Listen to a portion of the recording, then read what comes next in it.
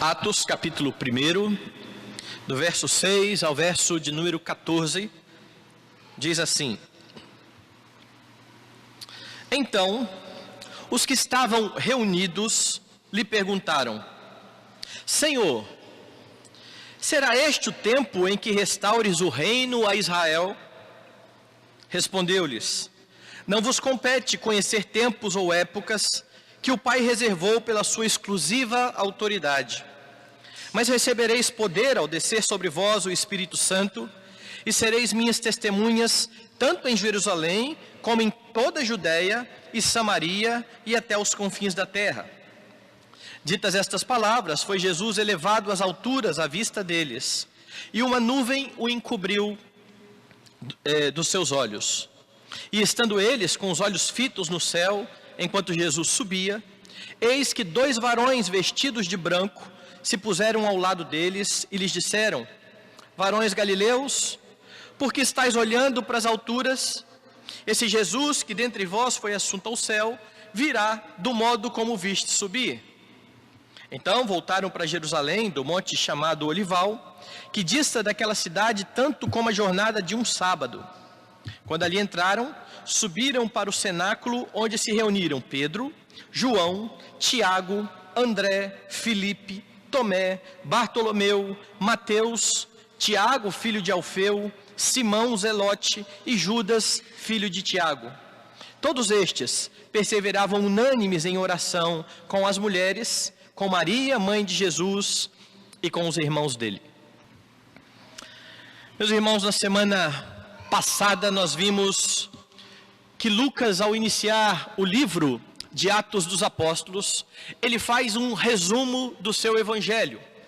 Eu falei aqui que Atos dos Apóstolos é o segundo livro escrito por Lucas com o mesmo objetivo. O objetivo de Lucas está explícito lá no evangelho, quando ele diz que ele empreendeu uma grande pesquisa para saber daquilo que tinha acontecido e registrou tudo aquilo para que o seu amigo aqui tivesse plena certeza das verdades em que ele havia sido instruído. Quem é esse amigo? Este que ele menciona aí no versículo 1, quando ele diz em Atos: Escrevi o primeiro livro, o Evangelho, ó Teófilo, relatando todas as coisas que Jesus começou a fazer e a ensinar. Então, o Evangelho trata exatamente disso, aquilo que Jesus começou a fazer e a ensinar. E o livro de Atos, ele vai narrar exatamente o que Jesus agora continuou a fazer por meio dos seus discípulos, para que a igreja se expanda, para que os discípulos sejam testemunhas da sua majestade. E para isso então ele faz um resumo acerca do que ele tinha registrado no Evangelho. No Evangelho, ele tinha demonstrado que Jesus havia ensinado e ordenado muitas coisas. Jesus havia também consumado a sua obra. O Evangelho retrata isso: o nascimento do Senhor Jesus Cristo, a sua vida, o seu cumprimento da lei, o seu martírio, a sua morte, a sua ressurreição. E Lucas frisa isso aqui no primeiro capítulo, aqui nos primeiros versículos, dizendo que Jesus apareceu vivo e com provas, bastante provas, e provas incontestáveis a respeito da sua ressurreição. E Lucas também fechou esse resumo, dizendo que Jesus havia feito uma promessa, a promessa de plenitude do Espírito. Se vocês olharem aí no versículo 5, você vai ver que é exatamente assim que ele vai encerrar. Porque João, na verdade, batizou com água, mas vós sereis batizados com o Espírito Santo, não muito depois desses dias. Isso aqui é um entre parênteses aqui que Lucas faz, porque ele havia registrado no verso 4, no verso 4 o seguinte: Comendo com eles, Jesus e os apóstolos, determinou-lhes que não se ausentassem de Jerusalém, mas que esperassem a promessa do Pai, a qual disse: De mim ouvistes. E então é importante lembrar aqui, de novo, as palavras ditas por Jesus, quando ele prometeu o Espírito Santo. Vá lá em Lucas, no Evangelho de Lucas, capítulo 24, e você vai ver o verso de número 49. As palavras de Jesus ali, registradas no Evangelho, são as seguintes: Eis que envio sobre vós a promessa de meu Pai. Permanecei, pois, na cidade, até que do alto sejais revestidos de poder. Foi isso que Jesus disse. Permaneçam na cidade, até que do alto sejais revestidos de poder. E é isso que Lucas faz menção lá em Atos dos Apóstolos, no versículo 4, quando ele diz que não eram para que eles se ausentassem de Jerusalém, mas que esperassem a promessa do Pai, a qual disse ele: de mim ouvistes. Por que é importante, como eu disse, lembrar isso? Veja, Jesus afirmou de forma bem enfática que eles seriam revestidos de poder. E isso explica então a pergunta no versículo 6. Veja aí. Então, os que estavam reunidos lhe perguntaram: Senhor, será este o tempo em que restaures o reino a Israel? Quer dizer que agora que nós vamos ter poder, quer dizer que agora que nós vamos ser revestidos de poder, o Senhor vai restaurar o reino de Israel? Veja, como eu afirmei no sermão passado, a esperança do judeu com o Messias é que o Messias viria e inauguraria um reino político. Ele se assentaria de novo no trono de Davi, ele colocaria Roma para fora. Roma era a cidade, então o império que dominava sobre todos naquele tempo. E agora então eles esperavam o Messias que iria colocar de novo Israel no topo. E Jesus vem falando de poder: vocês vão receber poder. Senhor, é agora. Chegou o momento em que o Senhor vai estabelecer novamente o reino de Israel. Eu citei na semana passada e agora nós vamos ver o texto. Abra lá em Lucas, capítulo 7. E você vai verificar que essa era a expectativa de João. Lucas, capítulo 7. Do verso 18 ao verso de número 23. Todas estas coisas foram referidas a João pelos seus discípulos. E João, chamando 2 deles, enviou-os ao Senhor para perguntar: és tu aquele que estava para vir, ou havemos de esperar um outro? João Batista, aquele que veio à frente do Senhor Jesus Cristo e que se denominou a voz que clama no deserto e que prepararia o caminho do Messias, batizou o Senhor Jesus Cristo. E ele havia dito àqueles que estavam à sua volta o seguinte: após mim vem aquele que é mais poderoso do que eu. Ele vos batizará com o Espírito Santo e com fogo. João Batista tinha uma grande expectativa: o Messias vem, agora o reino será estabelecido. E o que acontece com João Batista? Ele é preso. Ele está na prisão. E lá da prisão então é que ele manda esses mensageiros até Jesus, perguntando: era o Senhor mesmo que era para vir? Eu não estou entendendo. Por que eu estou preso? Cadê o reino? Cadê o Messias assentado no trono? Era o Senhor mesmo que era para vir, ou nós havemos de esperar outro? Veja o verso 20. Quando os homens chegaram junto dele, disseram: João Batista enviou-nos para perguntar: és tu aquele que estava para vir, ou esperaremos outro? Naquela mesma hora, curou Jesus muitos de moléstias, de flagelos e de espíritos malignos, e deu vista a muitos cegos. Então Jesus lhes respondeu: ide e anunciai a João o que vistes e ouvistes. Os cegos veem, os coxos andam, os leprosos são purificados, os surdos ouvem, os mortos são ressuscitados, e aos pobres anuncia-lhes o Evangelho, e bem-aventurado é aquele que não achar em mim motivo de tropeço.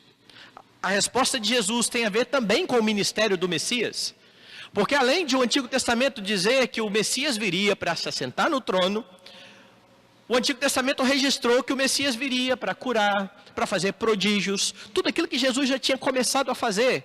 Então ele diz: vá lá e avise a João Batista. Avise a João Batista o que vocês estão vendo.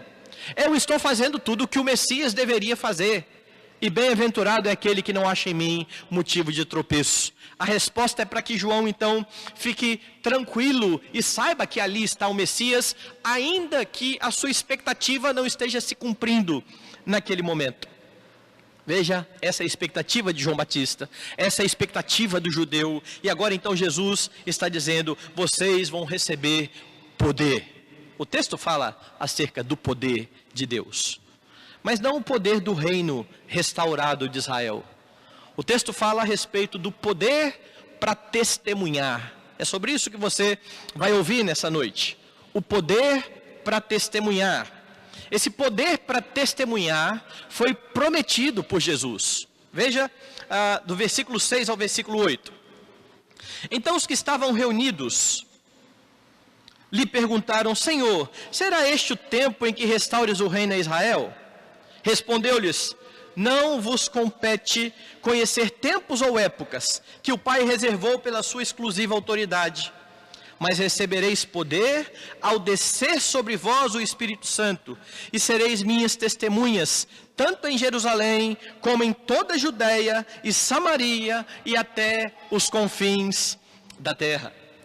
Então veja, depois da promessa do Pai, os discípulos, é agora, o reino vem, não ocorreu ainda na vinda do Messias. Jesus veio, viveu, curou, fez aquilo que o Messias deveria fazer mesmo, mas ele morreu. Ele morreu e com a morte de Cristo houve tristeza no meio dos discípulos.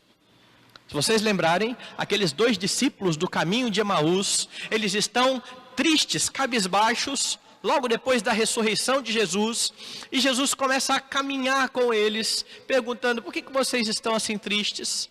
E eles estão dizendo, mas o Senhor é o único que não sabe o que aconteceu por aqui. Olha, aquele que nós pensávamos que era o Messias, que fez prodígios e milagres, ele morreu, e já fazem 3 dias desde isso. Eles estavam tristes, achando que acabou-se a esperança. Ele não era o Messias, ele morreu. Só que ele ressuscitou. E agora ele caminha com seus discípulos ali em Emaús. E ele então vai repreender a incredulidade daqueles homens, dizendo, vocês são nécios e tardos de coração para crer em tudo que os profetas disseram. Porventura não convinha que o Cristo padecesse, o ungido. Tudo isso estava registrado, ensinou Jesus àqueles discípulos. E agora então Jesus ressuscita, ele aparece aos seus discípulos, e agora ele está para ascender aos céus. Bom, se não foi naquele tempo, vai ser agora? A hora chegou. Eu quero mostrar de novo como que os judeus, já mostrei João Batista, como que os discípulos estavam vendo isso lá no tempo em que Jesus estava no seu ministério terreno. Marcos capítulo 10, versículo 35. Marcos, eu já mostrei João e agora eu vou mostrar Marcos capítulo 10. 35. Então se aproximaram dele Tiago e João, filhos de Zebedeu, dizendo-lhe, Mestre, queremos que nos concedas o que vamos te pedir. E ele lhes perguntou, que quereis que vos faça? Responderam-lhe, permite-nos que na tua glória nos assentemos um à tua direita e outro à tua esquerda. Mas Jesus lhes disse, não sabeis o que pedis. Podeis vós beber o cálice que eu bebo, ou receber o batismo com que eu sou batizado? A pergunta desses discípulos é assim, olha só, quando vier o reino do Senhor, é assim que está escrito lá em Mateus, o texto paralelo desse aqui. Quando vier o reino do Senhor, o Senhor poderia permitir que nós nos assentássemos um à direita e outro à esquerda. Nós sabemos que o Senhor vai reinar. Nós sabemos que o reino será estabelecido. Só que o reino não foi, como eu disse. Jesus agora ressuscitou, fala aos seus discípulos, vocês receberão poder. É agora. Nós já entendemos. Chegou a hora. Veja a resposta de Jesus. Volte lá em Atos dos Apóstolos, verso 7. Respondeu-lhes, não vos compete Não vos compete conhecer tempos ou épocas que o Pai reservou pela sua exclusiva autoridade.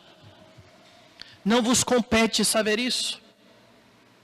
Com isso, Jesus está fazendo com esses homens, lembrem algo que ele já tinha dito também lá no seu ministério. Volta de novo lá em Marcos, agora no capítulo 13. Marcos, no capítulo 13. No capítulo 10, eles pediram: Senhor, permita que no teu reino nos assentemos um à direita e outro à esquerda. Agora vá lá no capítulo 13.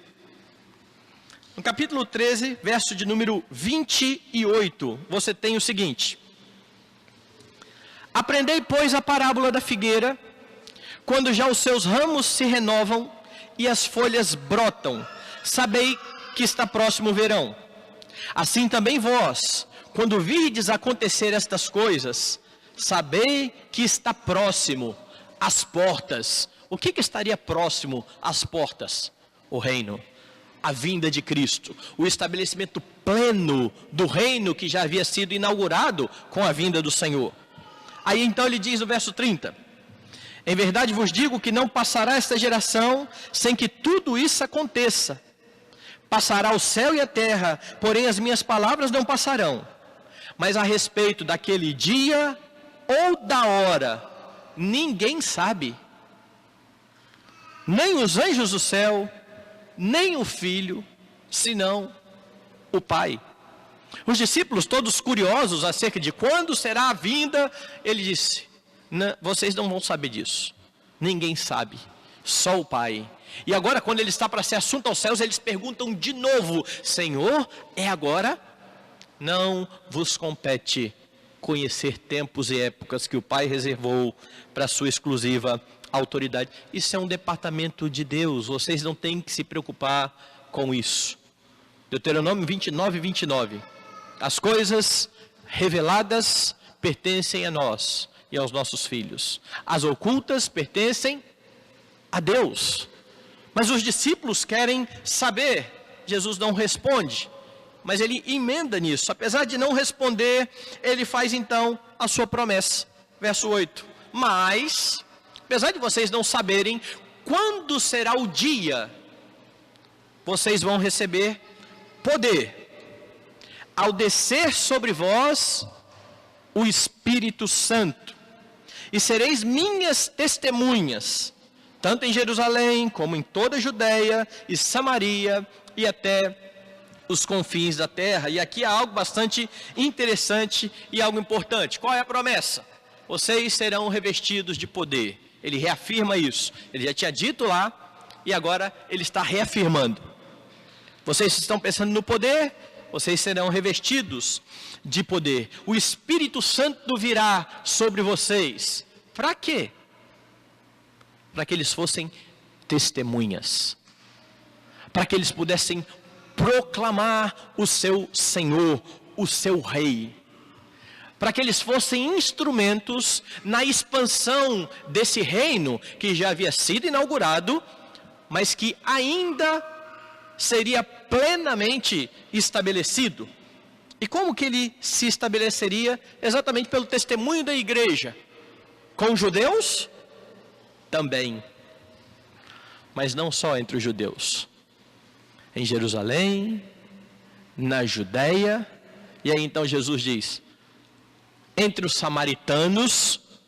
Lembram que os judeus e os samaritanos, eles têm uma rixa bastante grande. Os judeus não queriam bem aos samaritanos. De igual forma, os samaritanos não queriam bem aos judeus. Aquele encontro da mulher, de Jesus com a mulher de Samaria, demonstra muito bem isso. Quando Jesus chega perto do poço para aquela mulher e diz, olha, eu queria água. Ela diz, como é que o Senhor está conversando comigo? Eu sou mulher e eu sou samaritana. Dois problemas ali. Os homens não conversavam com mulher durante o dia, assim, publicamente. E o segundo, eu sou samaritana. Judeus e samaritanos não se dão. Um outro exemplo disso é quando Jesus conta a parábola do samaritano que ajudou lá na beira do caminho. Lembra-se disso? quando o homem caiu lá na mão de salteadores e estava estendido ali no chão, e veio então o sacerdote, passou de largo, e veio o levita e passou de largo, e de repente Jesus muda a história e fala, e veio um samaritano. O judeu nunca esperava que o samaritano ia ser ali, entre aspas, o herói da história, né? Aquele que queria parar e queria ajudar, e que seria o próximo daquele que estava ali à beira do caminho. Eles não gostavam dos samaritanos.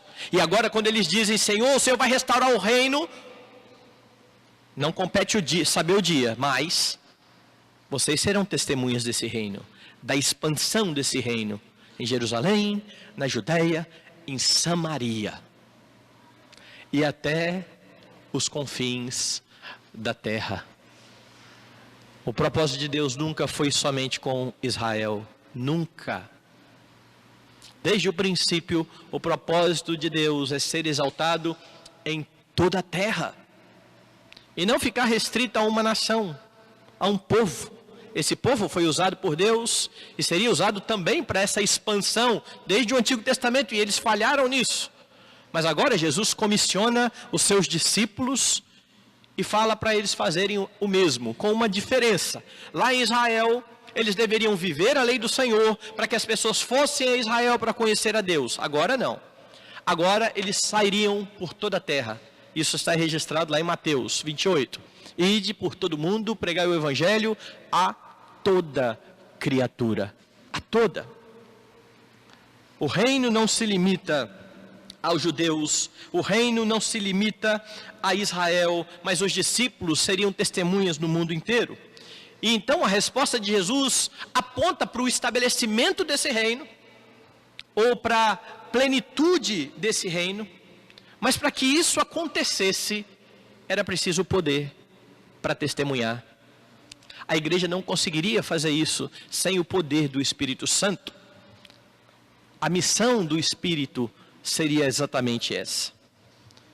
E aqui, meu irmão e minha irmã, você tem que entender que você também é uma testemunha do Senhor Jesus Cristo. E você pode ser uma testemunha fiel, não por causa de você, não por causa da sua inteligência, não por causa da sua eloquência, não porque você sabe falar bem, mas por causa do poder do Espírito que habita em todo crente. Todo crente foi capacitado a ser uma testemunha do Senhor Jesus Cristo, ou usando uma outra linguagem que Paulo vai usar, para ser um embaixador desse reino ao qual nós pertencemos.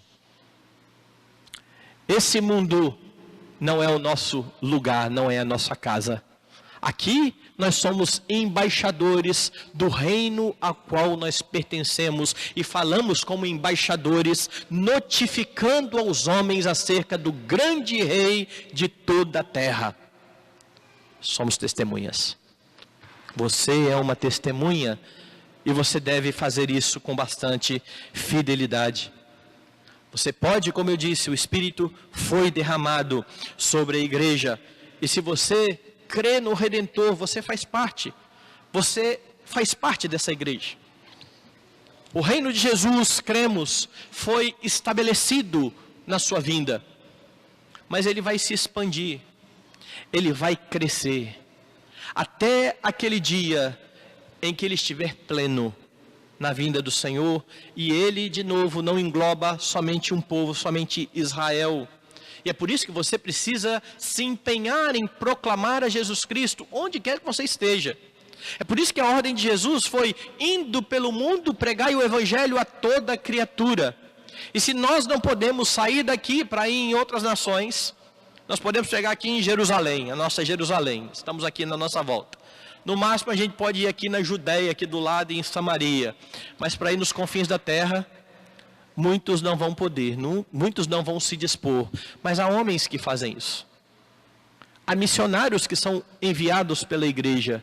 E estes homens são embaixadores enviados pelo Senhor para notificar os homens a respeito do reino. E cabe a nós, a igreja do Senhor, sustentar pessoas assim.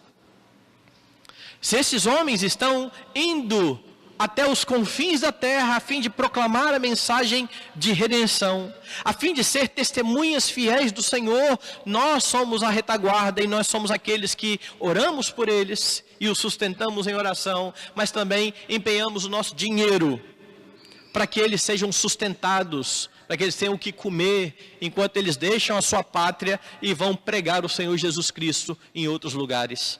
É tarefa nossa, é tarefa da igreja. O reino está se expandindo. No poder do Espírito você não precisa temer, você não precisa ser tímido, mas você pode e deve falar acerca do seu Salvador. Agora, algo bastante interessante aqui também, é que aquele que prometeu o Espírito Santo para que a igreja, os discípulos, pudessem ser testemunhas, garantiu que todos aqueles que o Pai deu para ele, irão a ele. Ele tem um povo espalhado em toda a face da terra. Ele disse, todos aqueles que o Pai me deu virão a mim. Mas como é que eles virão até Jesus? Por meio da proclamação da palavra. Então você tem duas promessas. A primeira promessa, você tem poder para testemunhar. A segunda promessa que foi dada lá no Evangelho, aqueles que são do Pai virão até Ele, por meio do nosso testemunho, pregação da palavra. E o Espírito vai atuar em nós, nos dando poder para testemunhar, e vai atuar naqueles que são de Cristo, chamando-os à fé por meio da pregação da palavra. Tudo isso é obra do Espírito Santo do Senhor. E essa é a garantia de que o nosso trabalho de testemunho, ele não é vão. Pessoas vão crer no Evangelho. Pode confiar nisso. Eu brinco dizendo que um dos perigos de você pregar o Evangelho para as pessoas é que pode ser que elas creiam. Isso é um perigo. E crerão. Porque conforme Paulo, o Evangelho é o poder de Deus para a salvação de todo o que crê. É a respeito desse poder que o Senhor Jesus Cristo então está tratando aqui com os seus discípulos. Envolva-se com a proclamação do Evangelho. Você é uma testemunha de Cristo. Não é opção. Não existe. Do mesmo jeito que você não tem opção de ser brasileiro, se você nasceu no Brasil, é lógico. Você é. Você pode até tentar uma outra cidadania, mas isso não vai negar o que você é. Você é brasileiro, você nasceu aqui. E se você nasceu da água e do Espírito, você é do Senhor. Ainda que muitas vezes você queira ser tímido e ache que não vai falar para ninguém, que não tem necessidade, não negue aquilo que você é. Você é uma testemunha do Senhor. Viva de uma forma com que Ele seja então exaltado. Viva como cidadão do reino de Deus. Mas você tem mais aqui nesse texto, acerca do poder para testemunhar. Primeiro, ele foi prometido por Jesus. Segundo, ele foi providenciado por Jesus.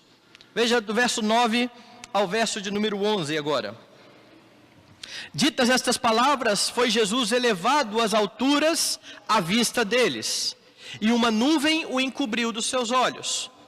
E estando eles com os olhos fitos no céu, enquanto Jesus subia, eis que 2 varões vestidos de branco se puseram ao lado deles e lhes disseram: varões galileus, por que estáis olhando para as alturas? Esse Jesus que dentre vós foi assunto ao céu, virá do modo como viste subir. Agora então você tem o registro aqui da providência de Jesus para que a igreja tivesse esse poder para testemunhar. Veja o verso 9. Lucas registra que após a promessa de que eles receberiam poder por causa da vinda do Espírito Santo, Jesus foi elevado às alturas. Todos viram.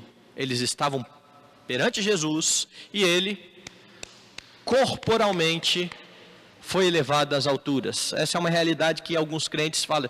O que? Jesus hoje está com o Pai em corpo, em carne. Ele ressuscitou corporalmente. Ele não subiu em espírito, ele subiu em carne.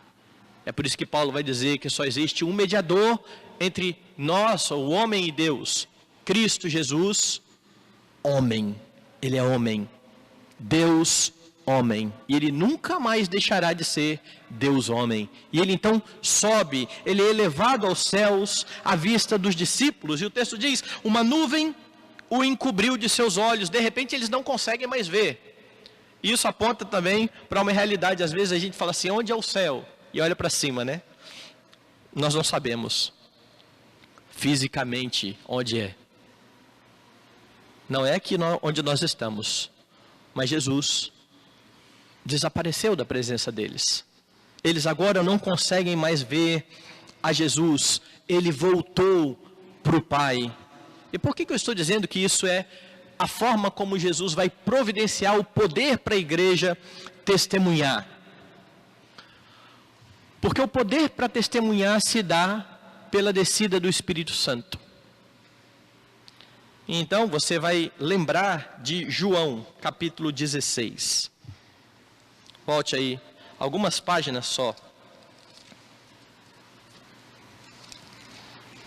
João 16. Veja a ênfase. Jesus Cristo subiu aos céus. E como nós declaramos aqui na recitação do credo, está assentado à mão direita de Deus Pai Todo-Poderoso. O Senhor se assenta em seu trono. E por que ele tem de estar lá no trono? Porque é importante registrar que ele subiu aos céus, logo depois dele dizer que os discípulos seriam revestidos com o Espírito Santo. João 16, versículo 5. Mas agora vou para junto daquele que me enviou. E nenhum de vós me pergunta, para onde vais? Pelo contrário, porque vos tenho dito estas coisas, a tristeza encheu o vosso coração. E Jesus Cristo, vez por outra, estava ensinando aos discípulos acerca da sua volta para o Pai. E aqui ele está registrando isso. Eu digo isso e vocês estão tristes, porque eu vou para o Pai. Verso 7, mas eu vos digo a verdade, convém-vos que eu vá, porque se eu não for, o Consolador não virá para vós outros, se porém eu for, eu vou-lo enviarei. Então veja a ênfase lá de Atos dos Apóstolos, vocês serão testemunhas no poder do Espírito Santo. Jesus foi assunto aos céus. Para quê? Para que o Espírito pudesse ser enviado. Volte lá então. Quando ele vier, verso 8, convencerá o mundo do pecado, da justiça e do juízo. Qual seria a missão da igreja? No poder do Espírito, testemunhar a respeito de Jesus. Pessoas deveriam crer nisso. Como elas creriam nisso? Por causa do Espírito, que vai convencer o mundo do pecado, da justiça e do juízo. Mais do que prometer, Jesus providencia esse poder ao enviar o Espírito Santo sobre os seus discípulos. Verso 9, lá de João ainda, 16. Do pecado, porque não creem em mim. Da justiça, porque eu vou para o Pai e não me vereis mais. Do juízo, porque o príncipe deste mundo está julgado. É sobre isso que o Espírito Santo vai convencer. Ele vai convencer os homens dos seus pecados. Ele vai convencer os homens da justiça de Deus, que se revela por meio de Cristo, que nasceu, morreu, padeceu, subiu aos céus, está à destra do Pai, para que todo aquele que nele crê não pereça, mas tenha vida eterna. E do juízo, do retorno glorioso do Senhor, para julgar toda a terra. Sem o Espírito não existe poder para testemunhar. Sem o Espírito não há evangelismo. E Jesus providencia o Espírito para que eles tenham poder. Volte lá em João, vá ainda em Efésios, antes de voltar no texto. Pois Paulo em Efésios vai falar também sobre o que aconteceu quando o Senhor Jesus Cristo subiu aos céus. Efésios 4, a partir do verso 7. Além de ele enviar o Espírito para convencer o mundo do pecado, da justiça e do juízo, quando ele subiu aos céus, Paulo lá em Efésios 4, a partir do verso 7, diz assim: e a graça foi concedida a cada um de nós, segundo a proporção do dom de Cristo. A que dom de Cristo que ele se refere aqui? Verso 8. Por isso diz, quando ele subiu às alturas, levou cativo o cativeiro e concedeu dons aos homens. Qual é a fonte dos dons? O Espírito. Os dons são do Espírito Santo. Tudo isso é providência de Jesus Cristo para que os seus discípulos sejam testemunhas. Volte agora então em Atos capítulo 1, verso 10. E estando com os olhos fitos no céu, enquanto Jesus subia, eis que 2 varões vestidos de branco se puseram ao lado deles. Eles estão tristes, lembra? Jesus disse isso. Eu estou dizendo que eu vou para o Pai e vocês estão tristes, mas se eu não for, o Espírito não vem. E agora esses discípulos estão vendo o seu Senhor ascender os céus, eles estão tristes. 2 anjos se colocam ali e vão dizer: por que vocês estão olhando para cima? Agora, diante da tristeza da subida de Jesus aos céus, eles têm uma boa notícia. Qual é a boa notícia? Verso 11.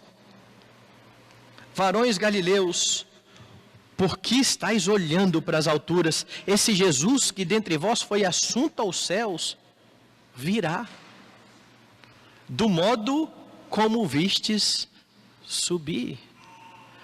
Não precisa tristeza. Ele foi, ele voltará, ele retornará. Veja, o rei se assentou no seu trono.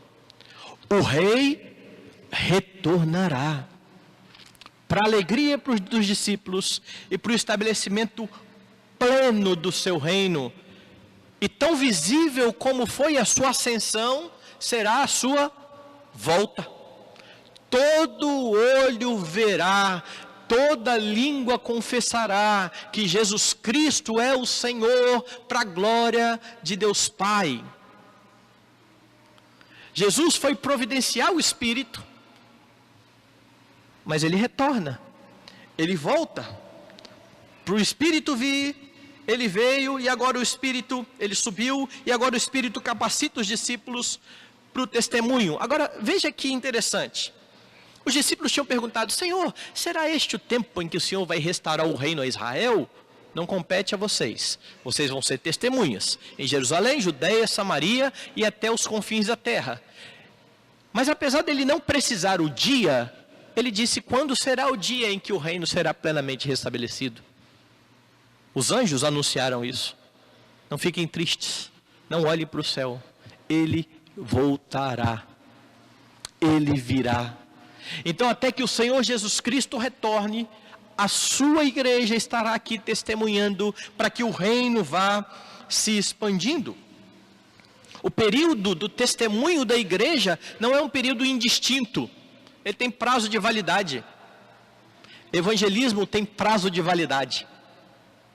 É por isso que a função principal da igreja não é evangelizar, a função principal da igreja é adorar a Deus, como nós temos no nosso catecismo. O fim principal do homem é glorificar a Deus e gozá-lo para sempre. Evangelismo é algo transitório. Quando o Senhor retornar, não existe mais. Nós não precisaremos mais ser testemunhas do Senhor, porque Ele estará entre nós, porque Ele estará conosco, porque haverá o juízo que está implícito aqui. E é exatamente por isso que a igreja tem que notificar os homens de que o rei virá, de que haverá um dia de juízo, e se você não estiver em Cristo, você sofrerá o juízo. Mas pastor, essa é uma mensagem tão dura. Essa é uma mensagem bíblica, desde o Antigo Testamento. O Salmo 2 vai dizer que aquele que não beijar o Filho sofrerá com a sua ira. Mas Deus está dando tempo para que a sua igreja testemunhe a respeito dele. E para que aqueles que são dele ouçam o Evangelho e atendam à convocação do seu Rei. No poder do Espírito Santo, que nos ajuda a testemunhar e que convence o homem do pecado, da justiça e do juízo. Creia nisso e proclame isso. Porque o Senhor Jesus providenciou tudo isso. O Rei retornará. Não olhem para o céu. Ele vai voltar. Ele vai voltar. Nossa confissão de fé, quando descreve a Trindade, Pai, Filho e Espírito Santo, usa uma expressão que eu gosto muito. Diz que o Pai não é de ninguém, o Filho é eternamente gerado do Pai, para dizer que o Filho é tão eterno quanto o Pai. E acerca do Espírito, ele diz que o Espírito é eternamente procedente do Pai e do Filho. Quem envia o Espírito, terceira pessoa da Trindade, Deus bendito eternamente, é o Pai e o Filho. E é por isso que Jesus então ascende aos céus, para que o seu Espírito seja enviado à sua igreja, a fim de capacitar, para que a sua igreja possa se envolver nesse testemunho, para que homens possam crer.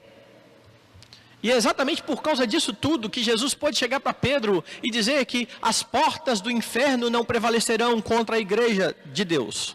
Ela vai se expandir. Pessoas vão crer, pessoas vão ser chamadas da morte para a vida. E não tem ninguém que possa barrar isso. Então proclame. E espere que o Senhor chame os seus à fé. Agora, conversões genuínas são garantidas somente pelo Espírito Santo. Não há conversão genuína sem o poder do Espírito Santo. Há adesão a um grupo. Há pessoas que estão dentro da igreja, se denominam cristãs, evangélicas, protestantes, reformadas. Isso não quer dizer nada. Se você não entende a santidade de Deus, se você não entende o tamanho do problema do pecado, que foi a queda de Adão, se você não entendeu que você estava em grande ofensa contra Deus e que não podia fazer nada para aliviar isso, nenhuma boa obrinha para Deus te ver como alguém melhor, e por isso Ele enviou o seu próprio Filho para viver a sua vida, para cumprir a lei, para morrer a sua morte, a fim de que você creia e tenha vida por meio de Jesus. Se você não entendeu isso, você pode até constar em rol de membro da igreja, mas você não entendeu o Evangelho. E para entender essas coisas, tem que ter a ação do Espírito Santo. Esse evangelismo dos nossos dias, de Jesus te ama e eu também, não diz nada. Porque não fala qual é o problema. O problema do homem é o pecado. O problema do homem é a sua rebelião contra Deus.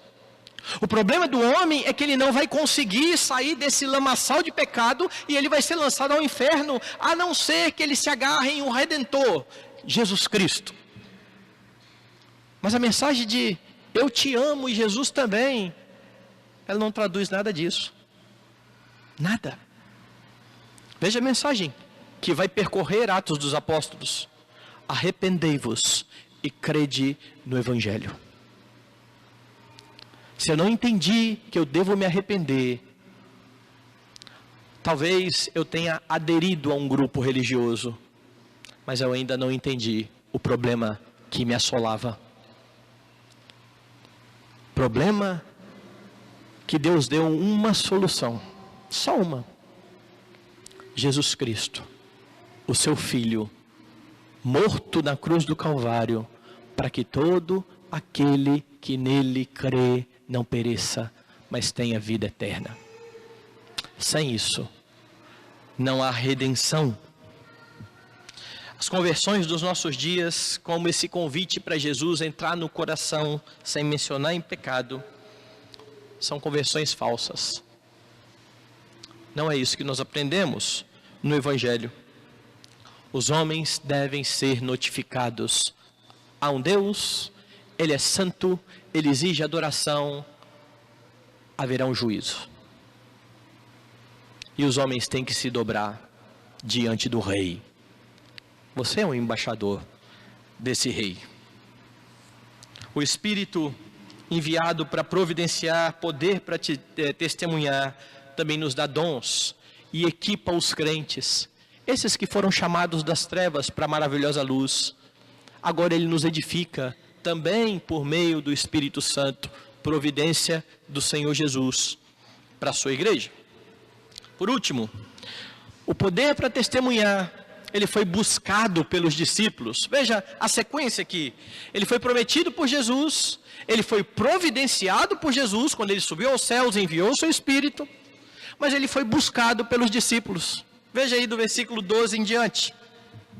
Então voltaram para Jerusalém, do monte chamado Olival, que dista daquela cidade tanto como a jornada de um sábado. Quando ali entraram, subiram para o cenáculo, onde se reuniram Pedro, João, Tiago, André, Filipe, Tomé, Bartolomeu, Mateus, Tiago, filho de Alfeu, Simão, Zelote, Judas, filho de Tiago. Todos estes perseveravam unânimes em oração, com as mulheres, com Maria, mãe de Jesus, e com os irmãos dele. E agora os últimos versos que nós lemos apontam para uma realidade que é esquecida pelos crentes. Porque apesar de Jesus ter prometido e providenciado, você tem que buscar. A sequência é bem clara.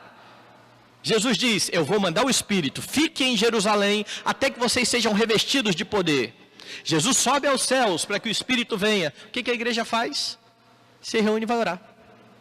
Ela poderia muito bem ter cruzado os braços e falar assim, bom, pode esperar agora, né? Como muitos crentes fazem.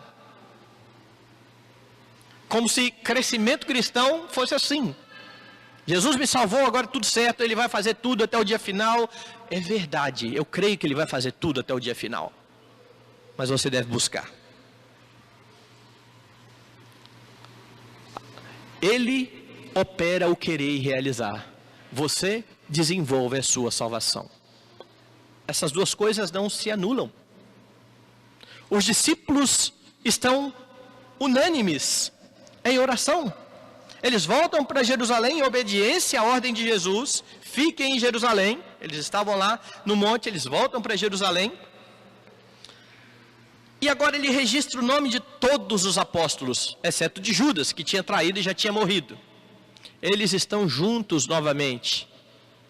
Eles estão esperando a promessa se cumprir. Ele registra que aqui também está Maria e os irmãos de Jesus, que a essa altura já estavam crendo em Jesus, o que não tinha acontecido durante o seu ministério, lembra? A mãe e os irmãos foram um dia lá buscar Jesus em algum lugar, ele diz, minha mãe e meus irmãos são os que fazem a minha vontade. Mas agora eles estão aqui entendendo quem é Jesus Cristo, e o que eles estão fazendo? Eles estão perseverando em oração.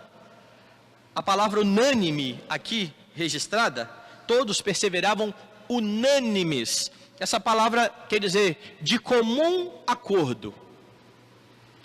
Eles estavam bem acertados a respeito daquilo que eles queriam fazer e que de fato estavam fazendo.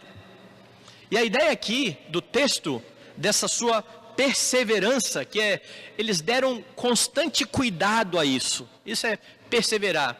É que eles fizeram isso desse dia. Quantos dias Jesus ficou com os discípulos? 40. Que dia que era o Pentecostes? 50 dias depois da Páscoa. Então, do dia lá 40 até o dia de Pentecostes, 10 dias. Durante 10 dias, eles estão perseverando em oração, até que Deus cumpra a sua promessa. Eles estão buscando. A fé cristã não anula o homem e não anula a responsabilidade do homem. Agora, o que motiva esse pessoal a orar? O que motiva esse pessoal a rogar a Deus? As promessas. Deus fez uma promessa. E eles estão ali perseverando e rogando. Não há melhor motivador para você orar do que crer nas promessas de Deus e se colocar diante dele pedindo exatamente aquilo que ele prometeu que faria. Ele vai fazer. Creia nisso. Busque isso. Os discípulos, confiados na promessa, buscaram ao Senhor em oração. E você?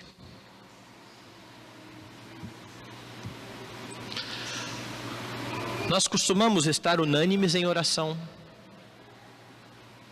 Como é triste, irmãos, perceber o quão pouco a nossa igreja ora. O quão pouco a nossa igreja está junta para orar. Nós nos ajuntamos para comer pizza, nós nos ajuntamos para comer churrasco, nós nos ajuntamos para várias outras coisas que são muito boas, por sinal. Eu gosto de todas elas. Mas quando é para se ajuntar para orar, perceba só o horário que as pessoas chegam na escola dominical. Ela começa às 9 horas com a reunião de oração. E vai até umas 9h20 a reunião de oração, para daí começar a escola dominical. E onde estão os crentes? Onde está a igreja buscando ao Senhor em unanimidade? Parece que o tempo de oração que nós temos é exatamente aquele tempinho a mais que eu posso dormir. E com isso eu estou dizendo, não é importante estar com os meus irmãos buscando a Deus em oração. Nós estamos nos enganando talvez com a nossa fé, porque esses homens, eles viram Deus fazer grandes coisas, viu? Cristo Jesus fazer milagres. Agora eles veem Cristo fazendo uma promessa, essa promessa ainda não se cumpriu, eles buscam. Eles buscam. Eles estão unânimes, eles perseveram nisso. E meus irmãos, nós precisamos disso. Nós precisamos estar juntos em oração. Nós precisamos estar como uma só igreja diante do nosso Senhor. E talvez você diga, mas pastor, já ora em casa. Eu sei, eu creio que esses discípulos também oravam em casa. Eu não tenho dúvida de que eles oravam em casa. Mas a ênfase do texto aqui é que eles estavam unânimes em oração, buscando o seu Senhor, confiados na promessa do seu Senhor. E essas promessas foram dadas para que não nos enganemos, para que ao orar, não venhamos a orar por coisas que Deus não prometeu. Por exemplo, Deus, eu queria ser próspero. Deus não prometeu isso não. Não essa prosperidade financeira que alguns dizem. Deus, eu queria nunca ficar doente. Nunca ore por isso, porque Jesus nunca prometeu isso. Deus, eu não queria passar por problema. A promessa foi outra. A promessa foi, no mundo tereis aflições. Junto com essa promessa, tende bom ânimo. Eu venci o mundo. Então não é orar para Deus, tire os meus problemas, é Deus me sustenta. Eu sei que o Senhor está comigo e estará até no vale da sombra da morte. E nós fazemos isso orando. As promessas de Deus, elas direcionam a nossa oração para que nós não venhamos a nos frustrar pedindo alguma coisa que Deus não prometeu ou que Deus falou exatamente o contrário. Eu posso ter garantia de que Deus vai me ouvir se eu pedir segundo a vontade de Jesus. Unânime com os meus irmãos. As promessas do Senhor e sua palavra estão lá para que você não negligencie a sua responsabilidade. Então veja, a Bíblia diz que Deus responde oração e ela ordena que você ore. A Bíblia ensina que o Senhor vai chamar os seus à fé, mas ordena que você pregue. As Escrituras garantem que você vai ser cada dia mais parecido com o Senhor Jesus Cristo, mas ordena que você leia a Bíblia, que você tenha comunhão com a igreja, que você se submeta aos guias espirituais, que você tome parte nos sacramentos, que você ore. Veja que para cada promessa de Jesus vem uma ordem, para que você busque isso. Faça isso. Deus não chama e diz, agora fique tranquilão aí. Não. Nós temos responsabilidade diante do Senhor. Ninguém é chamado à passividade, mas a agir. a amar a Deus de todo o coração, de toda a alma, de todo entendimento. Então, esforce-se. Não para conseguir a salvação. Essa você já tem, de graça, mediante a fé. Ninguém vai tirar de você se você já creu no Senhor Jesus. Mas esforce-se para desenvolver a salvação e honrar o Deus que te salvou. E honrar o Deus que te tirou das trevas e te trouxe para a sua maravilhosa luz. Esforce-se, busque isso, a fim de você ser cada dia mais santo. Você tem uma ordem lá de Deus: santificai-vos. É uma ordem. E logo depois a promessa: eu sou o Senhor que vos santifica. É como uma engrenagem, ela funciona junto. Deus fala que vai me santificar, mas se eu não buscar isso, não vai acontecer. Do mesmo jeito que se eu buscasse e Deus não tivesse prometido, também não iria acontecer. Deus é soberano na minha salvação, na minha santificação, na minha vida. E Ele me chama e diz: faça, desenvolva a sua salvação. Ore, persevere. As ordens são dadas a nós, seu povo. E tudo isso aponta para a promessa de Deus de formar um povo santo. A sua igreja, que será apresentada a Ele mesmo sem mácula nem ruga no dia final. O texto então trata do poder para testemunhar. Ele foi prometido pelo Senhor. O poder vem do Espírito Santo e você pode confiar em todas as promessas do Senhor. Tudo aquilo que Jesus prometeu, creia. Você tem segurança nisso. E é por isso que você pode ter segurança a respeito da salvação, porque a promessa é que das minhas mãos ninguém pode tirar. Eu lhes dou a vida eterna, jamais perecerão eternamente. Isso é tudo promessa. Então creia, apegue-se a isso. O poder para testemunhar foi providenciado pelo Senhor, que ao subir aos céus, enviou o seu Espírito. De onde vem esse poder? Ele foi buscado pelos discípulos. E eu insisto, você não é chamado à passividade. Você é chamado a buscar Deus de todo o seu coração. Você é chamado a priorizar o reino. Buscai em primeiro lugar o reino de Deus e a sua justiça. E as demais coisas serão acrescentadas. Você é uma testemunha. A você foi concedido poder para testemunhar do seu Senhor a todos e em qualquer lugar. Você sempre será uma testemunha. Com isso, o reino de Deus vai se expandindo. E assim ele continuará se expandindo até aquele bendito dia em que não vamos mais precisar proclamar, porque o Senhor estará conosco. O dia em que ele virá para julgar toda a terra. E é por isso que as palavras dos anjos aqui, aqueles discípulos, elas devem soar bem fortes nos nossos ouvidos e no nosso coração.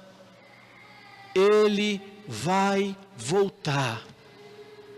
Creia nisso e viva para a glória de Deus nessa perspectiva. Que Deus te abençoe e te faça uma testemunha fiel a cada dia para a glória dele.